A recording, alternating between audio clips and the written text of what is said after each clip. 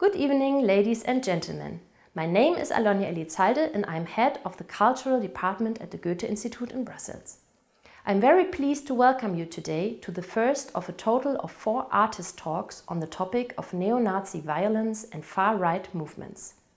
For this talk, we have invited Tuğsal Moğul and the trio Pia Maria Roll, Hanan, Benammar and Sara Baban, who are all artists working in the field of theatre. On April 28th, the series will continue with a talk between Henrike Naumann and Christina Varvia from Forensic Architecture. The series of artist talks is the first event of our project Uncivil Society. In view of the 10-year anniversary of the videotaped confessions by the German neo-Nazi terrorist group National Socialist Underground in November 2011, an ongoing wave of right-wing attacks in Germany, such as in Halle and Hanau, and right-wing extremist acts of violence in other European countries, such as those that on the Norwegian island of Utøya, the series of murders of Roma in Hungary, and the racist attacks in Macerata, Italy, the Goethe-Instituts in Budapest, Brussels, Milan and Oslo have joined forces to address this complex of topics in a pan-European perspective throughout the year. We think that the focus on artistic perspectives on the problem is particularly interesting because in most of these countries it has often been artistic initiatives that have made an important contribution in coming to terms with the right-wing terrorist crimes and uncovering their social causes. In the course of the series, a panorama unfolds with the conversations in which the different artistic strategies become visible and negotiable. The whole series is presented by the journalist Matthias Dell. Matthias Dell works as film, media and theatre critic and is working as a freelancer for Deutschlandradio, Zeit Online, Cargo, EPD Film, Spiegel.de and Frankfurter Allgemeine Sonntagszeitung. His latest book publication from 2018 is Duisburg, Werner Rosiczka im Gespräch. And now I wish you an exciting and inspiring conversation.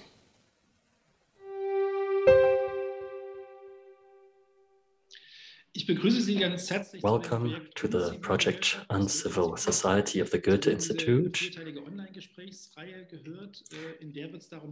We are going to be speaking 10 years after the attack on Anatolia, and we're going to be speaking about right-wing extremism and violence.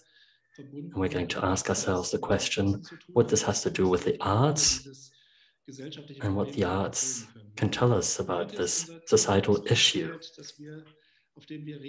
Today, we're going to be speaking about theater, and I would like to welcome Tuğsal Moğul from Germany, director, actor, and doctor. Hello. Hello. And from Norway, Pia Maria Roll, Hanan, Benammar, and Sara, Baban from the Black Box Theatre in Oslo. Hello. Hello. I'm Matthias Dell. I'm a cultural journalist and a theatre and movie critic. We have 60 minutes to speak. The first third is going to be devoted to our discussion with Tuğsal Moğul and his play. In the second third, we're going to be speaking about the work of the Black Box Theatre, ways of seeing. And then in the third part, we're going to get back together in order to discuss actual topics. So the Black Box Theatre is where Seeing Ways took place, but more about this later. Now, Tuğsal Moğul, in 2015, your play was released 2 years after the process had started. It was also a time when there were already plays in the theatre. Do you remember what the state of affairs was back then? Did you feel like you were early or late? Definitely not early. I'd already noticed that works were ongoing in different theatres. Die Lücke in Cologne, for example, which was a play I went to see and I really liked. and different perspectives were taken too. The residence theatre assumed the victim perspective, but there were other plays that took place in Dresden. One of them was called The White Wolf, from perpetrator perspective, so there were different plays. But as you know, I did some research, which already started before 2015. I basically researched for 9 months. I traveled to Munich to see the court process. I spoke to different people, also with relatives of the victims, as well as with journalists. And I was sitting up there in the spectator room and was able to that way conduct my research. So perhaps I wasn't late, I was perhaps timely. There were also the author theater days in Berlin, which we were invited to. And in the last minute, I was basically invited and told, you too have to come. The question whether you are early or late, more related to how much work had already been done on this material. You mean the other theaters? Yes. Well, I did realize that the other theaters had already realized research. In the Bauhausstraße, for example, I think the play was called Bicycles to Play Role. That's the first time I noticed, okay, culture too is dealing with the topic now. Ich glaube, auch Fahrräder könnten eine Rolle spielen, weil es ja darum ging, dass die beiden Täter von den jeweiligen Tatorten, die sie mit The play was called Bicycles Too Could Play a Role. I think that was because the perpetrators used bicycles to escape. And it was hard to imagine by police officers that neo-Nazis would ride a bicycle. Right. Before we speak about your play, we'd like to show a quick excerpt, 2 minutes long, just to allow us to get an idea what this is about. This was shown in 2018 in Münster. Perhaps we'll briefly show the clip. Wir sprechen offen zu Ihnen. Sie werden hier nichts hören, was Sie nicht schon gehört haben. Sie werden hier nichts sehen, was Sie nicht schon gesehen haben. Sie brauchen nicht Schiedsrichter zu spielen. Das ist kein Spiel.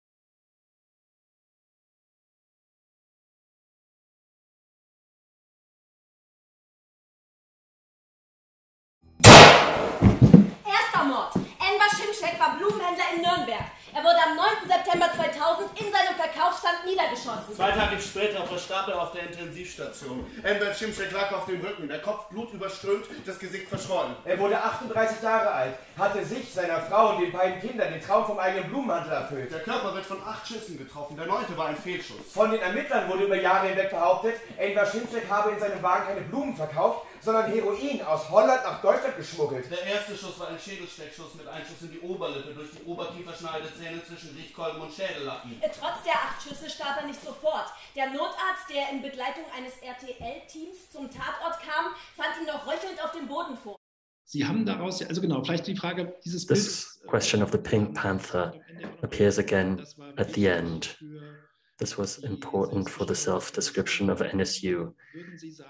How would you say is this image marked by the NSU story? The Pink Panther is emblematic for the NSU and plays an important role here. Das natürlich durch die Verniedlichung, sag ich mal, auch durch dieses Bekenner-Video, was ja dann verschickt worden ist von der CEPA an mehrere Institutionen, nachdem sich die beiden Uwes da umgebracht. There was a confession video which was also sent off, and one found out that Pink Panther was used for these awful deeds. They did this confession video where they basically recorded something, also by Aktenzeichen XY, which is a show in Germany that aims to solve murders. So these images of the dead, which were then reenacted, or the original photos of their murders were copied in. The video is about 15 minutes long. In Berlin, Kreuzberg, there's a center where all the right-wing extremist material is archived, and I went there to look at the whole video, and I noticed that the Pink Panther, of course, plays an extremely important role also later on in the Nazi scene. It's a way of making that figure cute, which really shocked me. Now, why did I do this video? You see a German couple ice skating at the Olympic Games in Sochi, which also come from Chemnitz. And even after everything was known as to these murders, and what role the Pink Panther played, they nevertheless used this topic at the Olympic Games, and that really shocked me when I saw this, which is why I decided to integrate this. I wanted to show how society deals with things that are connotated by the murders and are nevertheless being used by German ice skaters. That is something that shocked me, which is why I decided to produce this video. And with we're not telling you anything new, well, I wanted to lay the basis that this is all research material and it's nothing we have invented, that all of this should have already been read, but is now being offered again in 90 minutes in a compressed fashion. So, have I understood you correctly, that you would say that the Pink Panther, this title melody, with the German dubbing, which differentiates it from the original series of the US, which was created during the Detective Clouseau films in the 70s, would you say that the Pink Panther is so connotated that it always brings up the association of the NSU? And if I understood you correctly, this in itself was kind of a sign of ignorance. That's true. When I thought about how to organize the play, and when I thought about the murders that happened during these 10 years in Germany, as of 2002, says the speaker,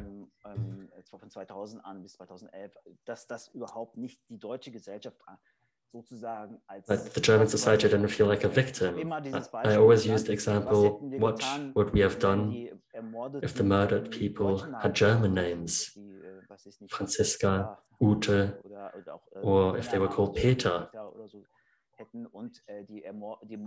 And if the murdering people had been called Mohammed, then I do not think it would have taken that long for us to uncover these murders. It would have happened much faster. In that way, a lot of the murders could have been avoided.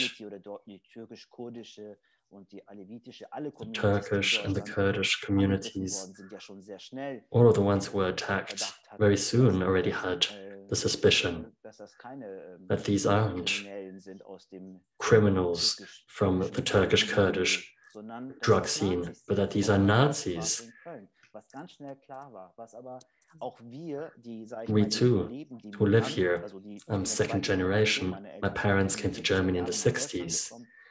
Back then, when the first murders took place that were called the Döner murders, back then we already asked ourselves, why are people being killed from different ethnicities without any reason? And the Turkish media too had the suspicion that these could be right-wing extremists.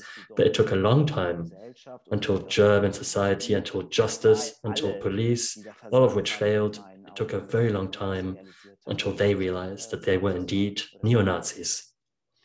The term donor murders was one which also showed how responsibility isn't assumed, but one cannot believe that this is linked to you. Instead, this term is used to give away responsibility.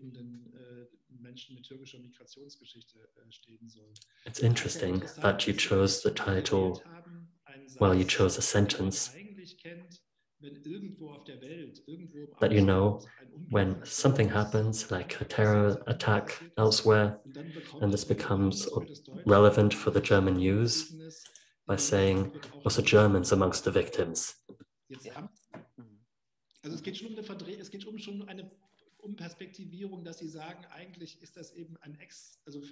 the Germans, it's externalized, even though it is in fact an internal conflict. That's true. And it didn't stop, nor did Hanau, when you think about what happened in Hanau, also after NSU.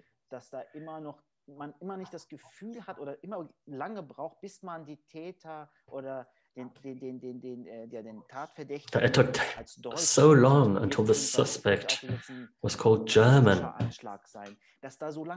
It's as if a brake was pulled before one started naming the German nationality of the culprits. This always bothered me when I listened to the radio, when I heard a plane collapsed and there were 20 Germans amongst the victims. But this is probably something that doesn't only happen in Germany, but it is of course something you notice when you live here. One could perhaps ask the question whether this also happens in Norway, when you hear of, when in the news they report of accidents abroad, do they also say how many Norwegians were affected within these events? Yes. Also ist das ein Beispiel dafür, dass die Nationalisierung doch große Grenzen im So this is an example that nationalization also sets its borders in terms of understanding, which is also why it makes sense for us to have a cross-border discussion. Perhaps, Tuğsal, to speak more about your play, you did something which was very interesting. Aside from the story about what happened, you in fact looked much further by talking about the whole story of right-wing violence in Germany. Since 1990, 200 people have been killed because of right violence in Germany. There are no such records for the time before that.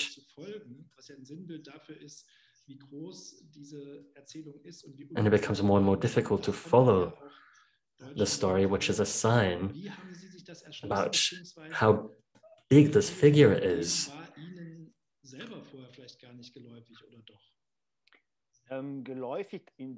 How much of this did you not know before doing your research?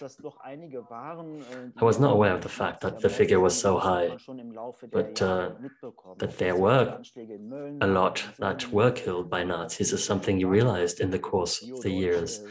The attacks in Mölln or in Solingen.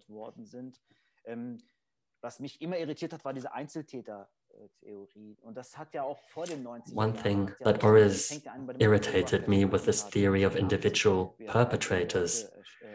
This started in 1980, when 13 people were killed during the Oktoberfest. Back then, it was already researched that this wasn't an individual perpetrator that committed these crimes, but that other people were behind this too. And it took a long time until one reached the time where one said that this is organized crime, that this is a group. And only in the course of the NSU process did one find out, did one do the research, and Karlsruhe got involved, the court in Karlsruhe, in order to do some more thorough examinations.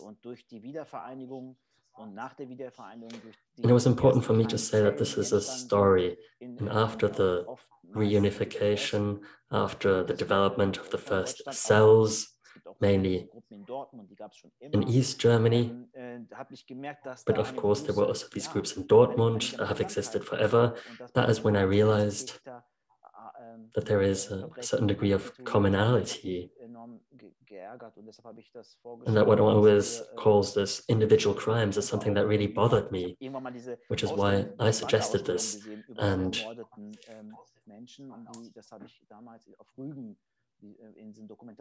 I remember this exhibition about the murdered people. And then I took a closer look at this in the documentation center too, where I saw this exhibition, and it really shocked me. And then I said this too has to be in the play to allow us to bring this into a chain as to when this danger first started. Thank you very much. In that case, I would suggest that we move on to ways of theeing. Sara, Baban und Benammar als Performerin. Pia Maria Roll, Hanan, Benammar, and Sara Baban were involved in this play. Perhaps Sara and Hanan, you could tell us, how did this cooperation come about? How did the three of you find each other in order to do this work?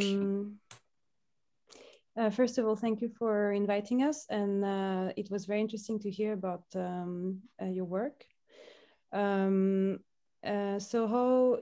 Pia started long time before actually we met, or long time before me and her met to work on this play, which was the starting point of the play, I think I can say, was surveillance. And she had approached Ketil Lund, who was a Supreme Court judge in the 90s, and who had undertaken a big investigation of the surveillance against the illegal surveillance of the state against leftist radicals. So that was called the Lund Commission.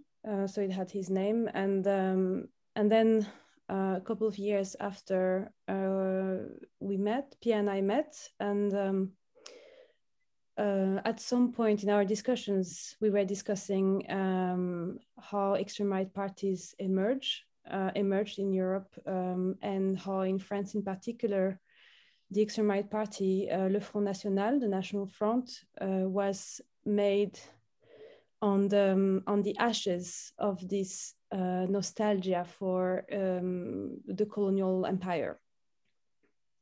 So when Jean-Marie Le Pen is chosen as a front figure for the National Front, it is because he's considered as a war hero by his peers, for having fought in the Algerian War of Independence on the French side, and he's also known in France for the crimes against humanity that he has committed with mass torture of Algerians, and the kind of legal aspects linked to these crimes are obstructed by the amnesty that was made in French law. So all of these questions sort of, we started to discuss all of these things, and then then, I mean, I have to say that I don't have a theater background. Sara is an actor and scenekunstner, how do you say in English? Stage artist. But I have a background as a visual artist and musician. So then Pia invited me to be part of the play as myself, and also invited the ghost of my father into the play, which is performed by Ali Jabari. And then Pia and Sara already had made a production together before called No Le Pevi, and now we run, which Sara can talk more about. But basically it's, I think we can say that the play came together with sort of all the different stories coming together into when we met in a way. So maybe Sara can say a bit more about that. Yes, thank you for inviting us.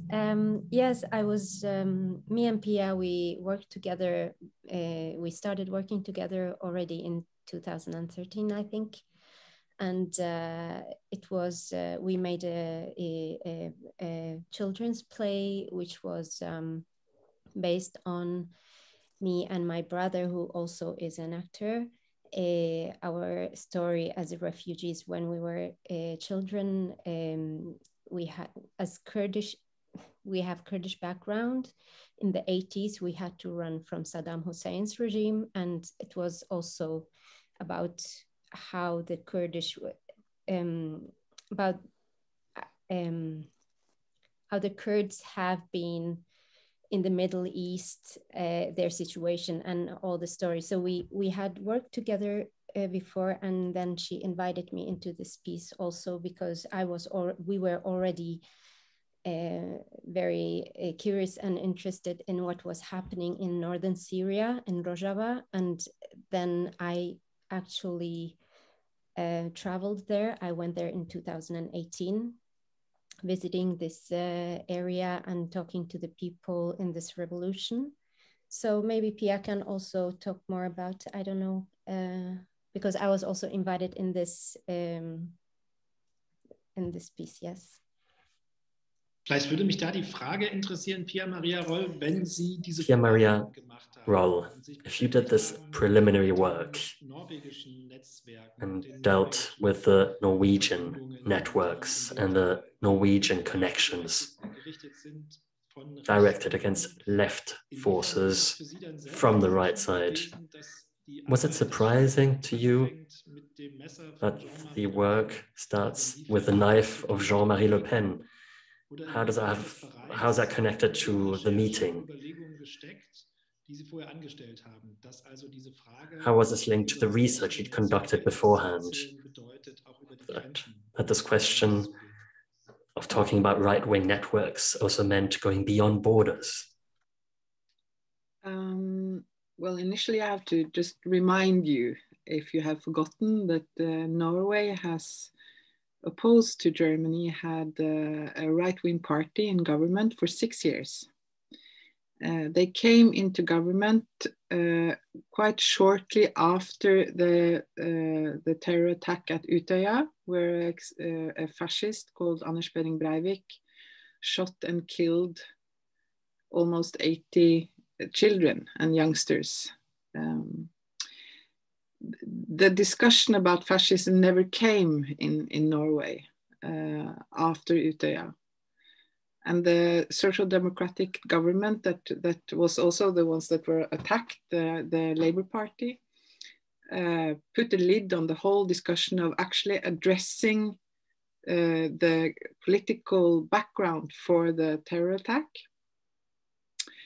So it is a huge trauma in the Norwegian society, this lack of dealing with the rise of extreme right ideology, of fierce racism, of a shift in the society's approach to what is happening. I mean, all over.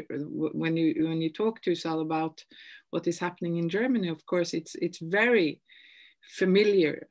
I think in the difference in Norway is that we do not have the language is lacking, the discussion is lacking, because we didn't have like this Nazi background in the same, because we were occupied during the war, so we were just still very proud of being like resistance to the Nazis and so on. So when we did this work, it's of course to try to go in and understand with the means of theater and collaboration the situation for the new right, let's say, in Norway. And of course, then we have to start with colonial questions. And because Hanan came in, her father was part of the colonial war against France as a FLN soldier. And to go into this research and understand how much of the language of racism, of contemporary racism, of the politicians that are in government now, in the Norwegian government now, are based on the experiences of colonial rule in that ended just in the 60s. So this is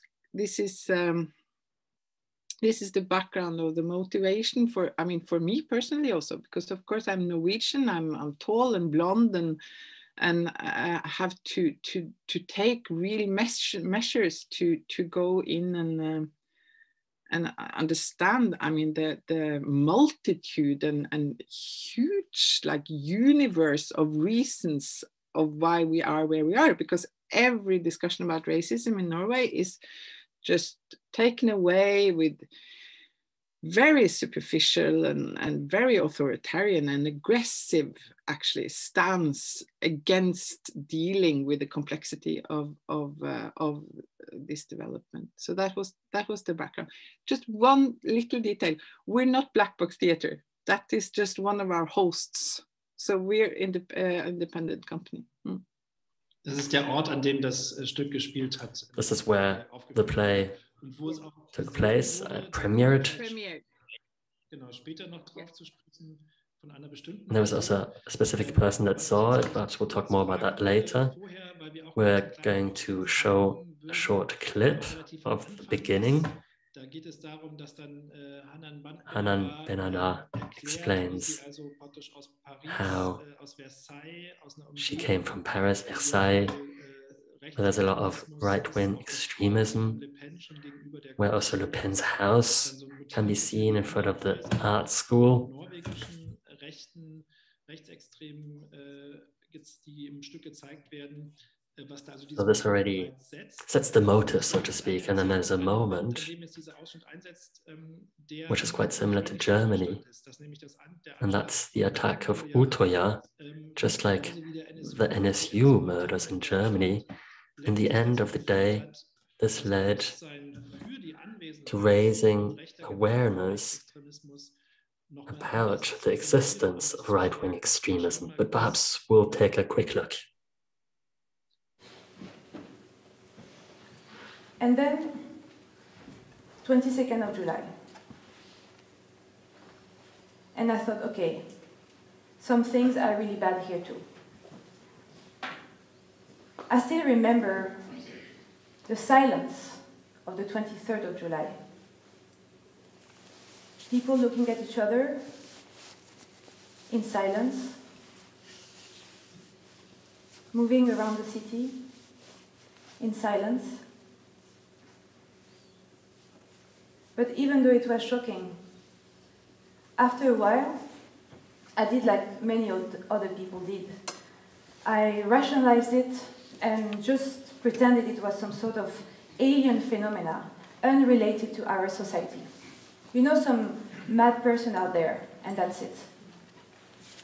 And for a while, it kind of worked. I kept on traveling a lot, working a lot, always in movement. I was not here, I was nowhere. And then my father passed away. And a lot of things came back to the surface. And I felt tired, actually, of a lot of stuff around me. And I decided that I had to stop running away for a while and really start looking. At Norwegian society, the discussions around immigration and integration, the vocabulary people use to talk about others,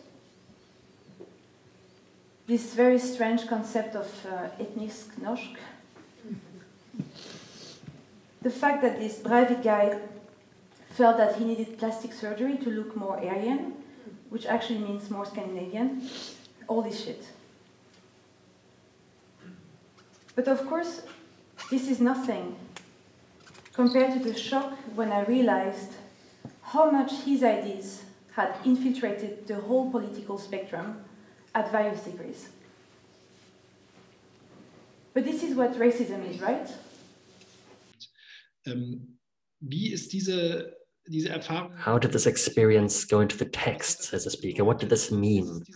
Diese ähnliche Erfahrung wie in Deutschland, dass es dazu geführt hat, rechtsextremismus. Is this why one started having a different approach about right-wing extremism? Hanan?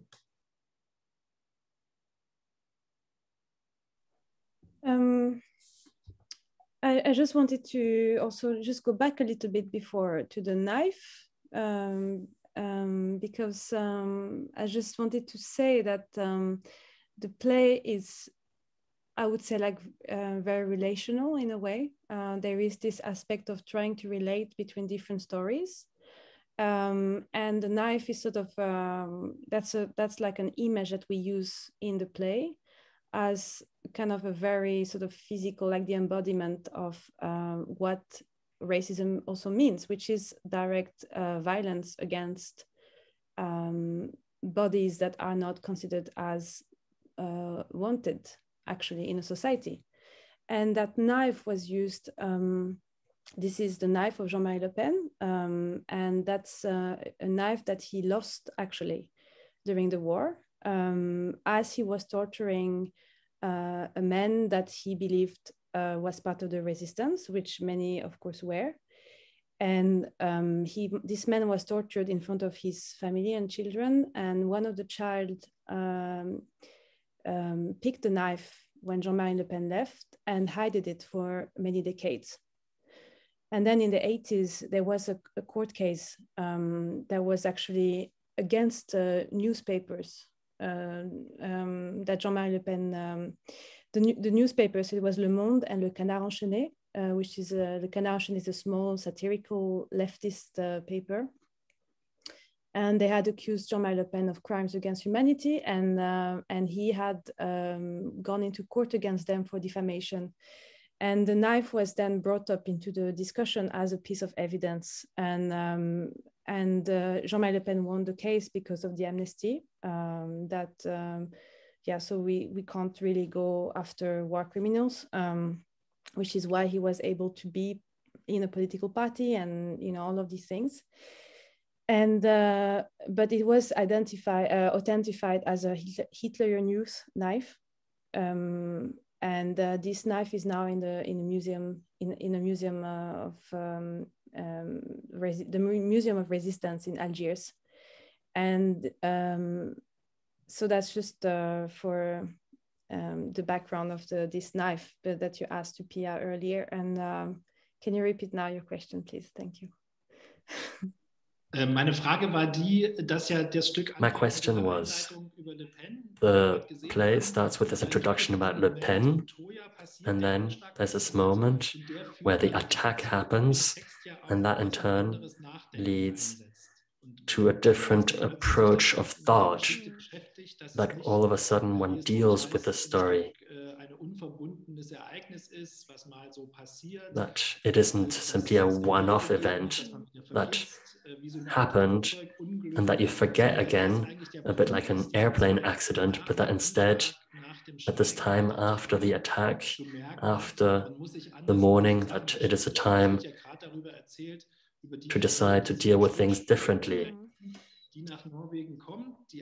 And this is depicted by that person that moves to Norway, as you, who thinks, well, here I'm at peace from the struggle that I had in France, and now with this event, you're basically thrown back and you realize that this peace doesn't exist.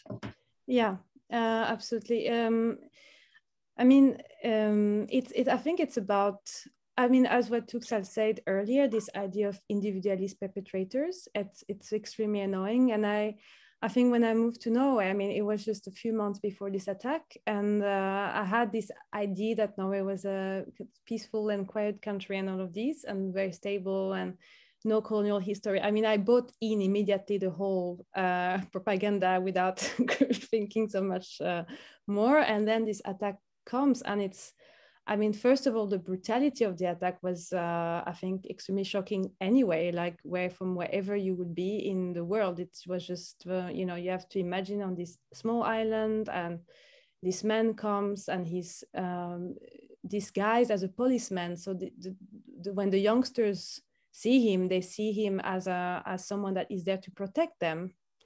So there are so many layers of the attack that is so brutal and so traumatizing, and it took me some years after to sort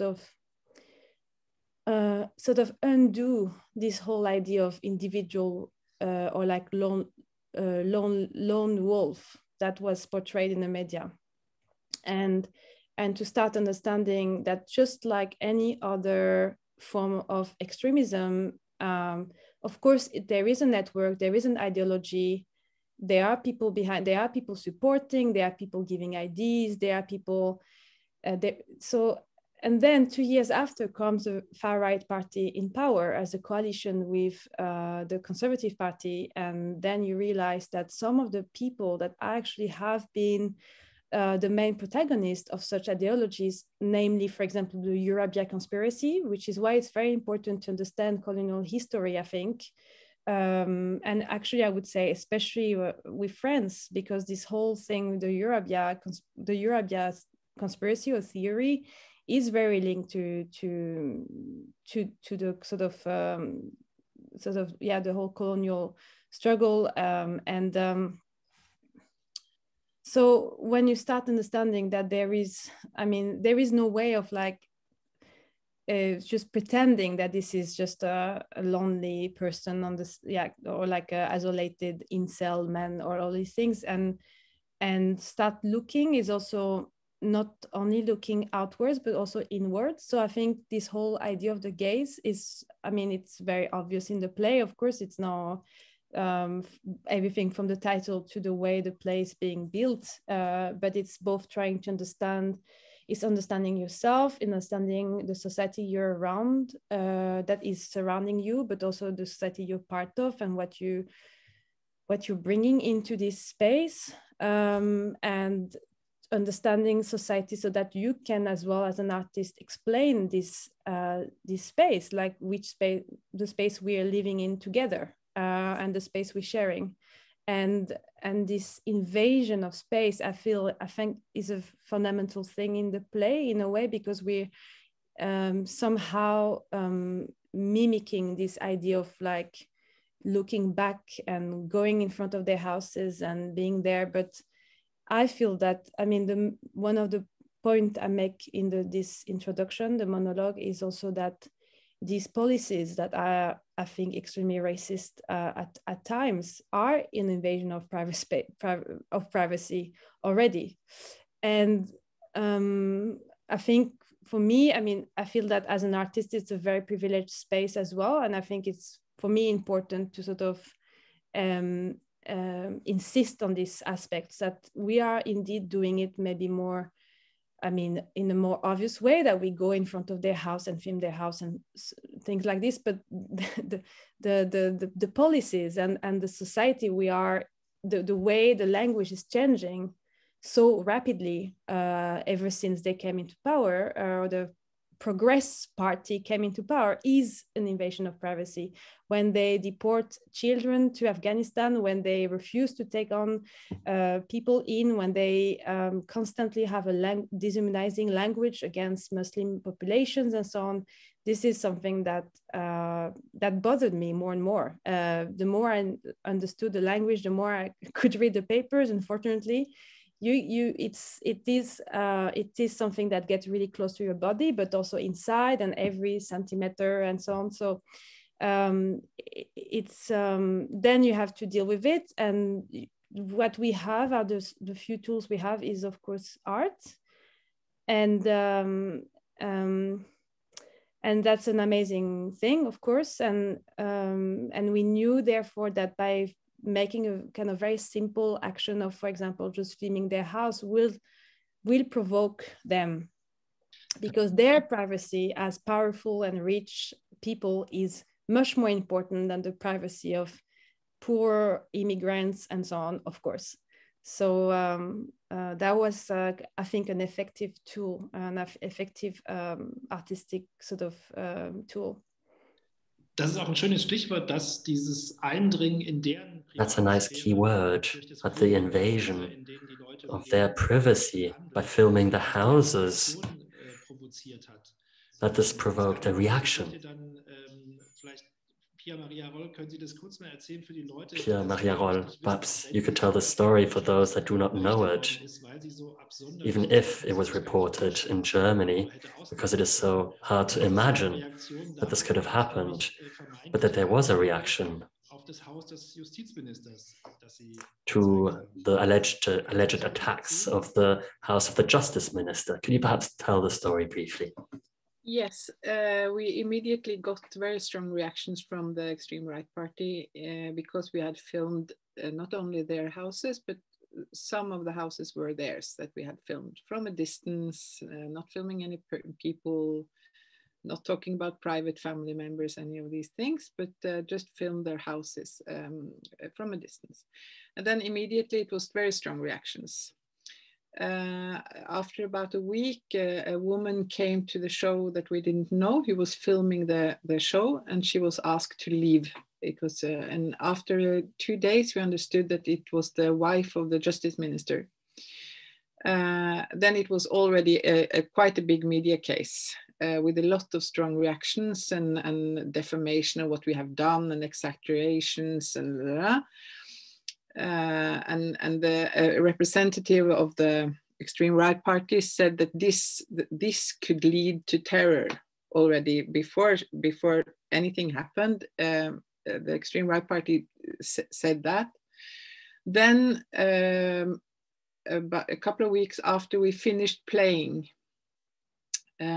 or just after we finished playing, this wife of the Justice Minister printed a large article in one of the biggest newspapers in Norway, where she went out as like this sick home wife with children.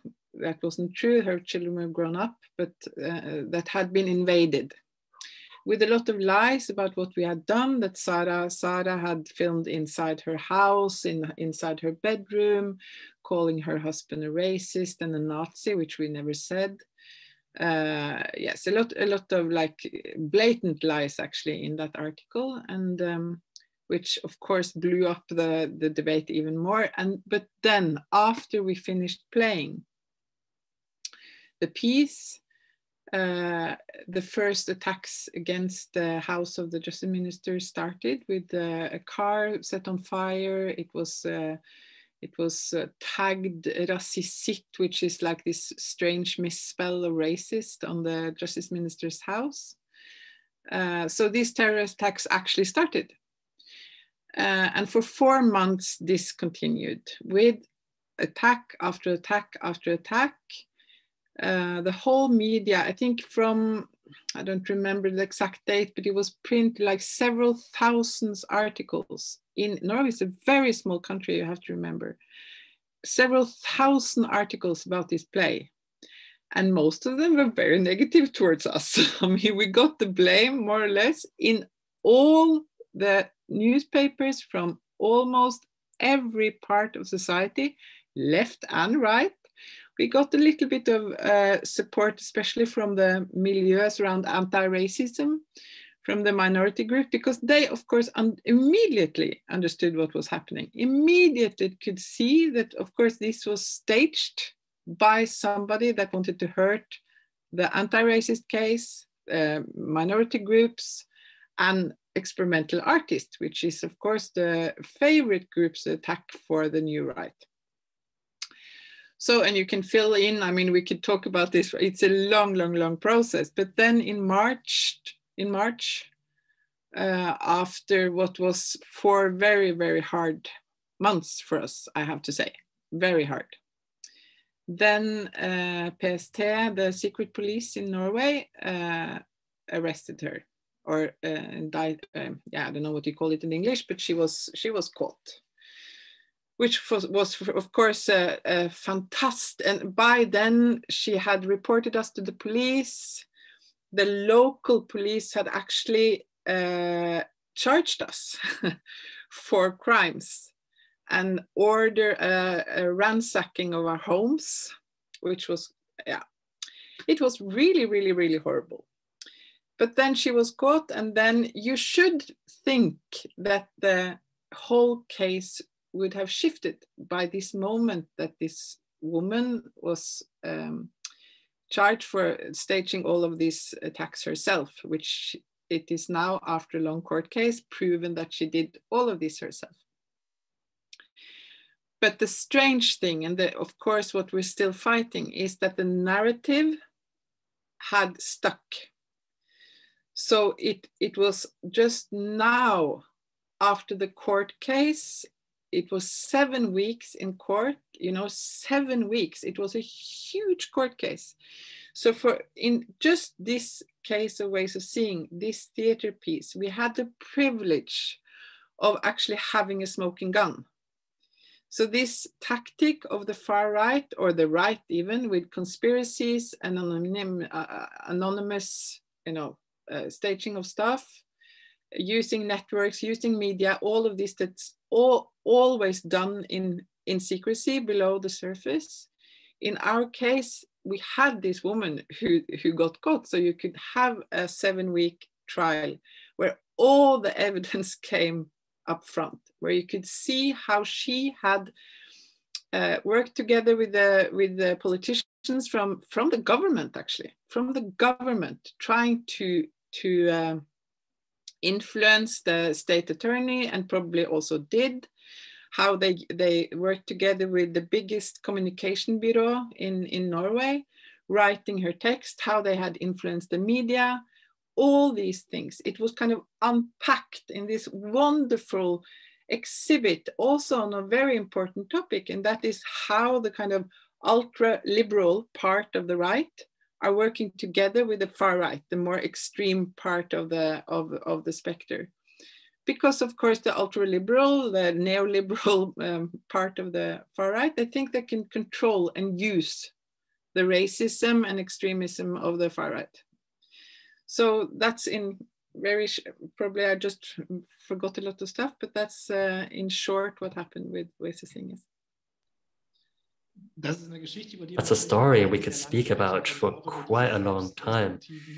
Also about the destructive elements that are contained within it, but perhaps the time has now come to speak together. When you say that even such a story didn't really change the narrative, even though it became so public, this begs the question, what can a theater do? Tuğsal Moğul, how can theater ensure that a story can be told that everyone should know? How can theater contribute towards influence the narrative? I first of all would like to out myself as a huge fan of what you have done. In October 2020, here I actually kept the newspaper article. This is the article about you. That's great. I read this article and I thought, unbelievable, unbelievable what happened.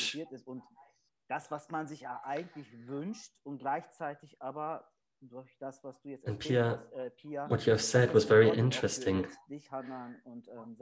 What this actually meant.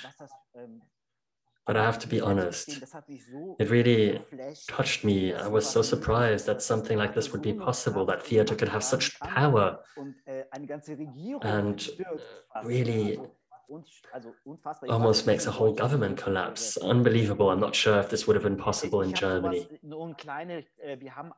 We were invited to a festival in Zwickau called Undiscovered Neighbors, where the terror cell was also at home.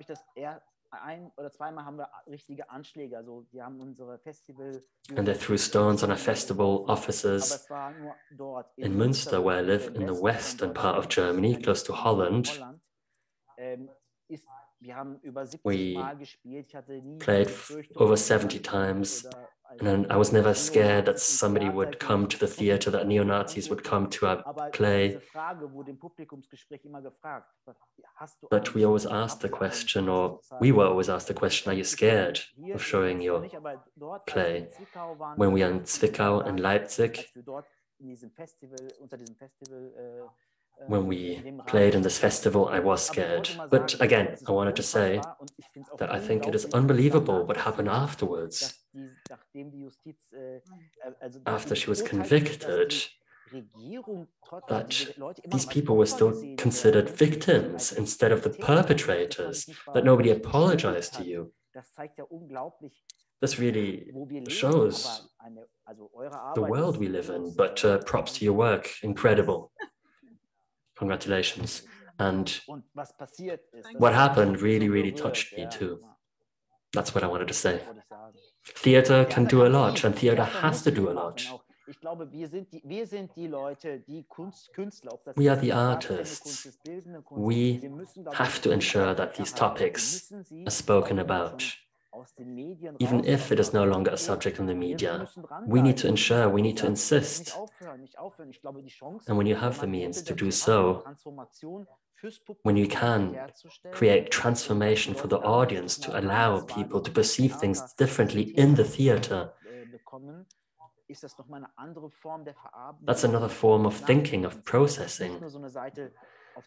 It's not like there's a small article on page 4 of a newspaper. It's a whole evening. You go, you take a look at the play, and then you see, okay, this happened in Norway, this happened in Germany, or this happened in France. Theater is incredibly important for this. And I hope that we will continue dealing with these things. Hat in den letzten Jahren zugenommen. Diese Form von Arbeit ist ja auch immer mehr aktuell, also ja, es ist ja, sag ich mal, ein Teil des Theaters. Es ist nicht mehr die Theater is not only modernizing the old classics. In Germany too, there are loads of documentary theaters that specialize on such topics. Sara, Baban, you were nodding when we were speaking about the power of theater. What would be your summary of the ways of seeing? What is your summary of this absurd story, which also showed how solid this narrative of the government continues to be? Well, it feels like it has been going on for several years, actually, even though it was happening so many things so fast. I actually just wanted to say also that the narrative was set also because from the far right, also because not so many people saw the piece actually. And the media didn't care about that. They were writing about it without seeing it and saying that what we did was wrong without actually knowing what it was about, just buying the narrative of the far right. And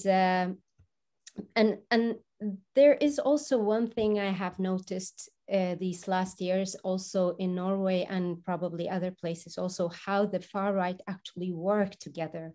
They are very fast.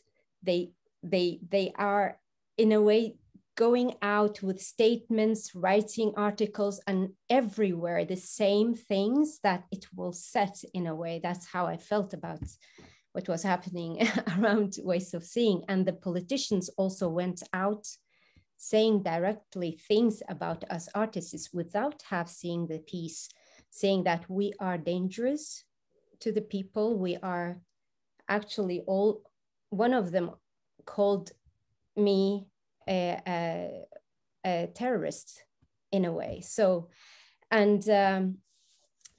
mean, but what happened was it took time, but in a way now it seems like the art scene has woken up, because they weren't actually,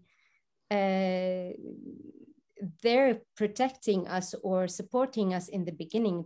They were scared to come out and openly support us. But it took kind of, now it's like 2 years. Is it more than 2.5 years? But now it's other things has started happening towards the other artists in Norway. They are being attacked right now from the far right. So Pia knows more about that, and actually Hanan as well. It's like, it's, yeah. But I also wanted to say, when you said it would not, would it be possible in Germany? And I think the reason what happened with Ways of Seeing would not have happened in Germany is not necessarily because we have more far right, or it's not about that. I think, I mean, I just want to say that and kind of insist on the fact that we knew that there were aspects of the play that would be seen as provocative. We know that art is a subversive, it's a subversive thing. This is not like a walk in the park. This is not just, it's not supposed to be nice always. I mean, we know that the play can be uncomfortable and so on. What we didn't know, so we knew there would be attacks. We were more or less prepared for it. What we didn't know is how the media was absent and sort of completely scared by the far right, to the point that they will, instead of like resisting a little bit the narrative, they will just buy it in completely. And I think that's the reason it would not maybe happen in Germany, because I have the impression, at least, that in Germany the media is much better. And in fact, the first real investigatory journalist that was interested in the case was a German journalist. So I think what we didn't, and I think it's kind of nice. I mean, nobody wants to be like, to know what happens when you do an artwork. There are always elements of surprise. I think you cannot really predict how things will happen, if anything will happen at all. But what we didn't predict at all was that the function of the media would fail completely. And not only they were not interested in seeing the play, but they never asked also. You know, I mean, we have footages. It was possible to ask, but there was no interest. There was absolutely no interest in that. And in fact, just a few days after few weeks after the Berthausen became the main suspect of these attacks, we coincidentally in the same times received a grant, the three of us, and we are also working in three different committees. I mean, this is not planned. This was, the committees had already decided before, blah, blah, blah. So and this became the main news. So when the justice minister resigned, it was a national tragedy. Before that, when the attacks were happening, it was a threat against democracy. Then when it was his wife, it was a national tragedy. And then when we got the grant, it became the headline. What the first thing they did is to interview one of the far-right politicians, Christian Tybring-Gjedde, and the headline was, "Nobody should receive state funding to spread hate." And in fact, the journalist that wrote the article that Tuğsal mentioned was in Norway at that point, and he was expecting a huge headline about the fact that this woman had perpetrated all these attacks to target us. I mean, with all these misspells, like pointing at immigrants and all of these things. I mean, it was very obvious, like false flag operation, like very obvious political engagement on her side. And instead of that, we were still the ones that were problematic for spreading hate against Norwegians. So this is something that, I mean, I just wanted to sort of insist on that. And then, I mean, I would not say that the narrative haven't changed completely. Of course, we have had the chance to insist on on the truth, not just our truth. And it's not like our truth and their truth. I mean, they are making truth out of elements that are completely false. Like, this is called propaganda, also in other words, because the time span was so long, because legal procedures are so long. Then we had actually the possibility, together with lots of people that supported us, to push and push again and again, without having the support of huge PR bureau like they had, without having the support of a whole political party like they had.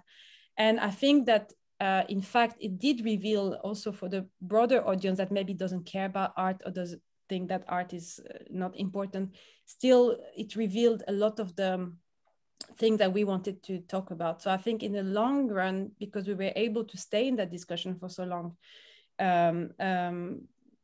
I would say that we won the discussion more or less, and now the verdict was also how do you say, enstemmig, like the whole jury there was no doubt on the side of the jury, not one doubt, not 1% of doubt. So that's also something that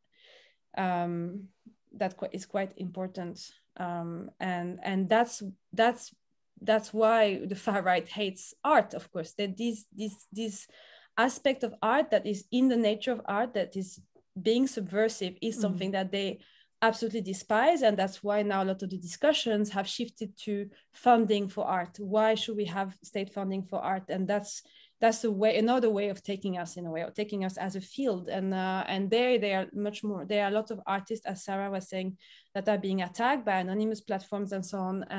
But I think these attacks are also an important moment for us to be able to collaborate, to be together, and actually be better at working together on these questions.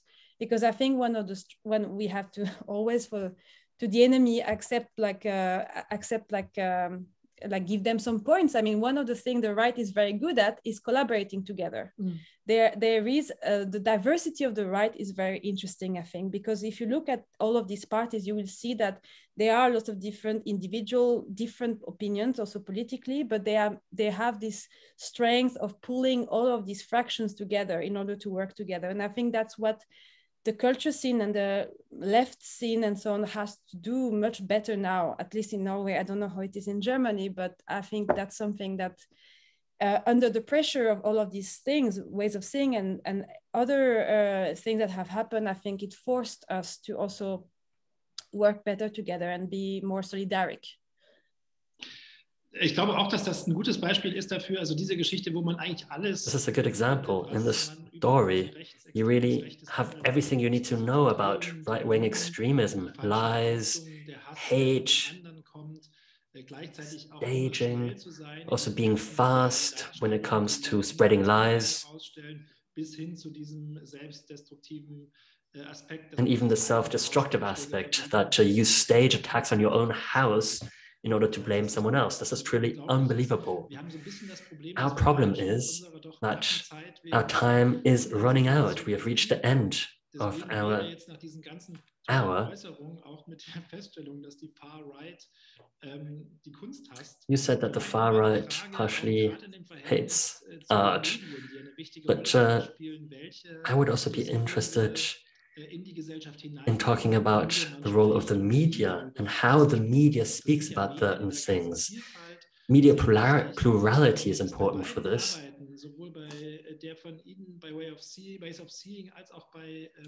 In Ways of Seeing and in Deutsche unter den Opfern, well, it became clear that theater is also important to spread knowledge and to create context. So my last question would be, the work you do, what differentiates it from a journalist text or from a book that could tell the same thing when it comes to knowledge sharing? Why does it have to be documentary theater? Tuğsal. Ich glaube, die Konfrontation direkt mit the confrontation with the audience, being in a room where this takes place. Auch das Wissen vielleicht ja, wo jetzt nicht etwas Erfundenes, a place where stories are told, a place where you have this direct contact to the audience. Also, this spread of the emotions plays an important role. When I first started, I showed this in a small room with 60, 70 people in Münster. Afterwards, we were in a larger room. But this was a way to touch people emotionally. And this also surely leads to people Googling it afterwards or reading books about it. It is a door opener, so to speak. So with theater, where emotion plays a role, you reach people faster. And that in itself triggers them to conduct more research. That's the power of the theater. Allow me to say one last thing. Our media landscape in Germany hasn't necessarily been great when it came to reporting all these murders. Of course, it wasn't quite like it was in Norway, where a theater was singled out and attacked. That is something I did not experience. This is also a way of being perceived by society, and of course this has advantages and disadvantages. This is something I also noticed in the course of this discussion. But our media landscape could also inform itself better. And theaters are considered left liberal institutions, but that's not always the case. In Germany too, we currently have a discussion about racism in theater. That too is currently a big topic amongst the artists. What topics can we talk about? How are people handled that have a migration background, etc.? So even in ours, when it comes to the left liberal theater scene, there's a lot of thinking to do as to what could be changed. Pia Maria Roll, what role can theater play as a medium to do what journalism should in fact be doing?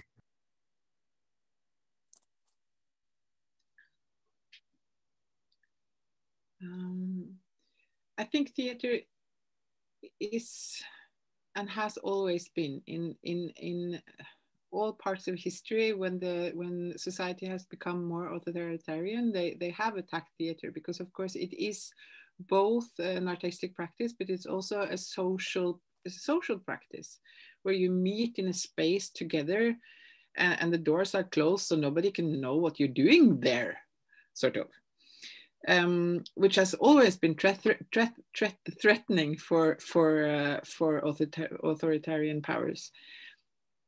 So I think, I mean, I think I kind of became an artist in the 90s, where a lot of us, you know, it wasn't every day that we knew that it was important what we did.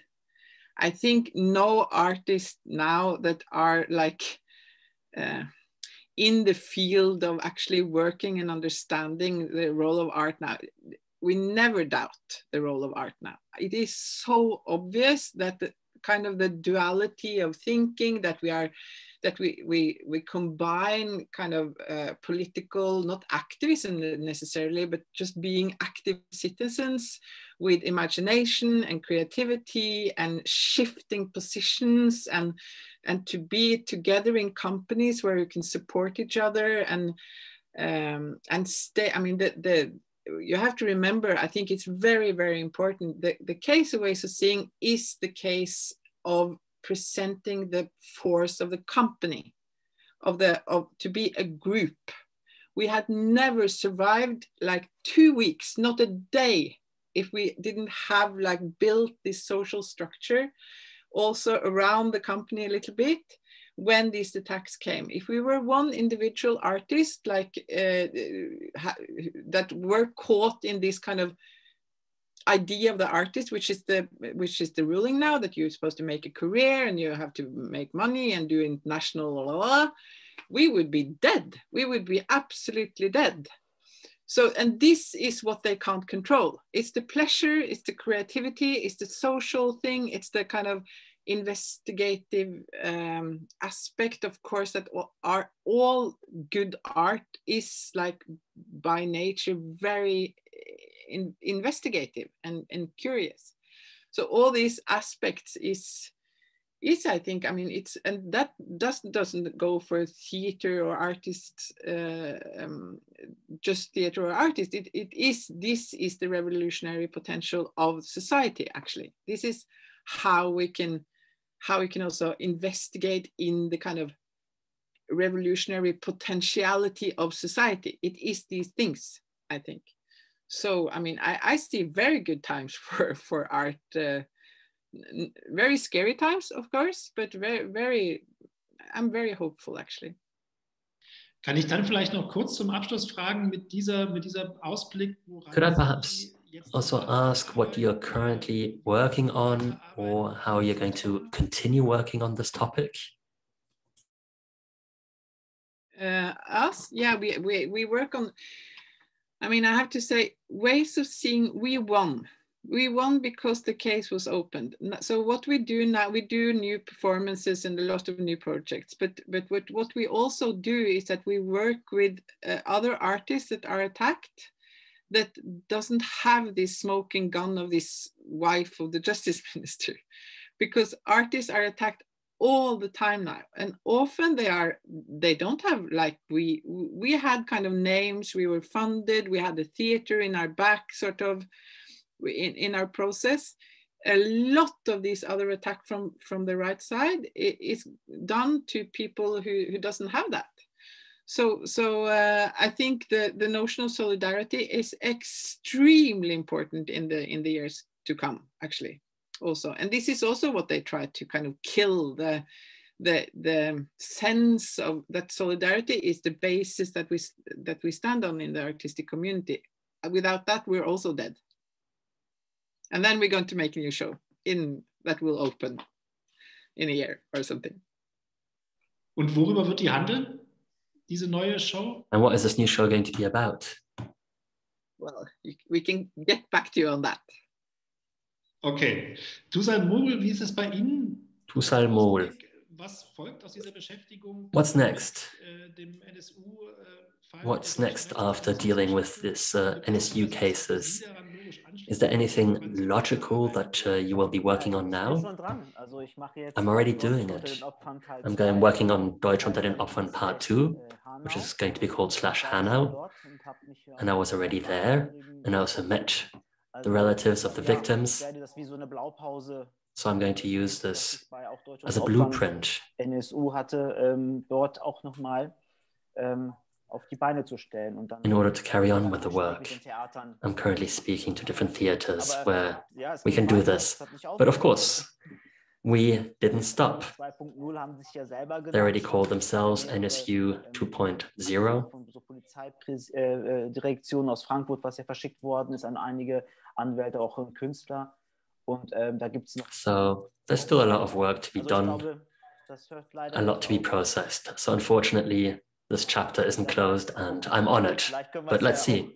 Gegenseitig und zeigen dann. Perhaps we'll be able to show it to another, either in Oslo or in Berlin, once this becomes possible again.